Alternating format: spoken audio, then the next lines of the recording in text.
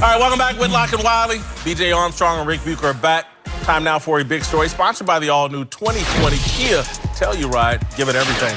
All right, let's move to the Raptors, who looked like they were on their way to victory last night before a couple of decisions left people scratching their heads. First, head coach Nick Nurse called back-to-back timeouts just as Kawhi Leonard was taking over. Then, with time winding down, Kawhi passed up an opportunity to get off a game-winning shot. Both decisions had some saying Toronto choked away the title last night. I disagree. I don't have a problem with either one of the decisions, the timeouts or Kawhi making the right play there and passing out of a double team. Oh, that timeout did something. Look, it was a bad choice in the moment because I felt it watching it. Because you got to always remember there are two scoreboards in every single game. It's the one you see with numbers, with your eyes, and the one you feel in terms of momentum. And Uncle Mo is a real relative to a team. And they had Uncle Mo. They had the crowd was raucous. Kawhi just scored 10 in a row by himself. What do you need to stop that for? The goal is for them to stop us, not for us to stop ourselves. So that timeout did a lot for me. Choke, too extreme for me. I want to answer your question. Okay. I'm going to tell you why. They believe they're a much better team than Golden State when Kevin Durant isn't on the floor. Kevin Durant's off the floor. They just want to be as strong as possible those last 3 minutes because they believe they're better than them, and they probably are. Foot on your throat, do I lift it up? Or do you have to push it off? What if you're beating up somebody you feel like it's a little kid and it don't matter whether I take my foot off or I can just put it back on? It's there. I hear. Or there's, I just need one more shot. So let me gather myself and I'm going to hit you one more time and then I know you're going down. That was my sense. And I'm loath to second guess a coach and his feel for his players. They're riding Kawhi Leonard so hard. If his thought process was, I need one more bucket, my guy's gassed, and that's the guy I'm going to. Let me get him a blow. Let's set something up. Let's get something good, because all I need is one more bucket, and I'm good. If that was the thinking, I'm okay with that thought process. I don't believe that they choked. Yeah. I believe that it was a matter of the Warriors have just a ton more experience. When we need a bucket, this is where we're going. And the I almost said the Spurs, the Toronto Raptors are still figuring out.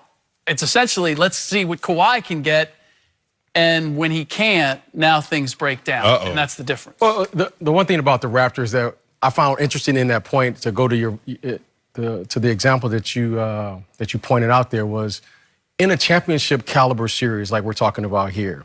You know, we put all the emphasis on the offense, but in my opinion, Nick Nurse called a timeout because this is a defensive-oriented team.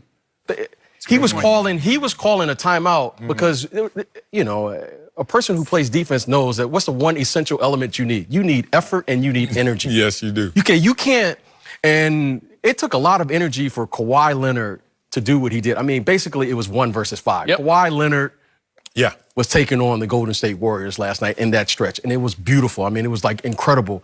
But what he needed to do was settle that team down because they needed one more stop. One more stop, they win that game.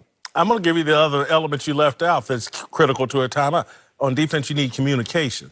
And he wanted a bit more there you go. to make sure everybody's on the same page. Absolutely. And that's what because their whole emphasis throughout the playoffs has been their defense. This is a defensive-oriented team, and they feel that they are a better defensive team than the Warriors. Yes. They feel that. And you know what? And I agree with them. And that's what keeps them in the game. Respect for that, but he didn't call it for just feel. He called it because of the rules, and you were going to lose the timeouts. So we were talking in the earlier block about analytics and how sometimes numbers can get into the way of what you're really feeling as a purist.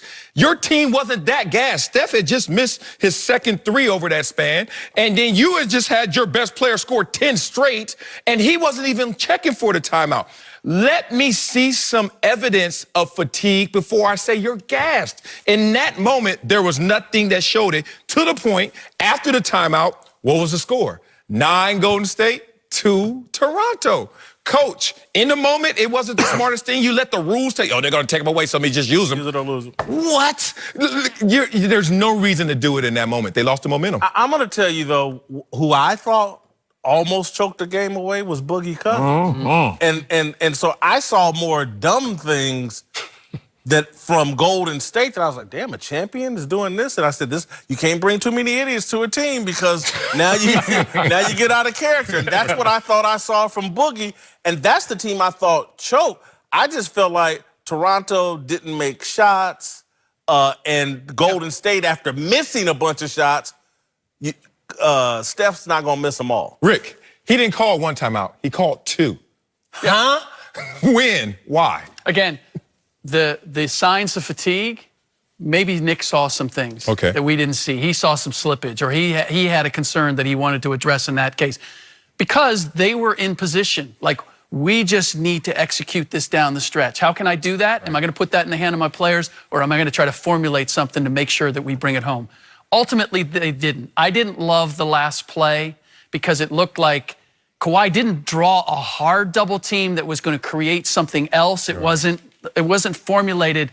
Kawhi's going to go get this. We're anticipating if they double hard, now we're looking for this. But they still took the shot. Yeah. It wasn't a choke job by any means. So I feel as if ultimately. But when I got you on the ropes, I've not seen that fight. When I got you on the ropes, you're about to go down. I'm like, let me get you a little pause. You okay? Here we come. I got one more punch in me. But how many times are you going to rear back and you're going to take that just the hesitation on your part that you're going to take that last shot? All right, coming up. Come on. Kevin Durant's injury rocked the Warriors, but is it about to rock the entire NBA as well? We'll tell you why the association may never be the same.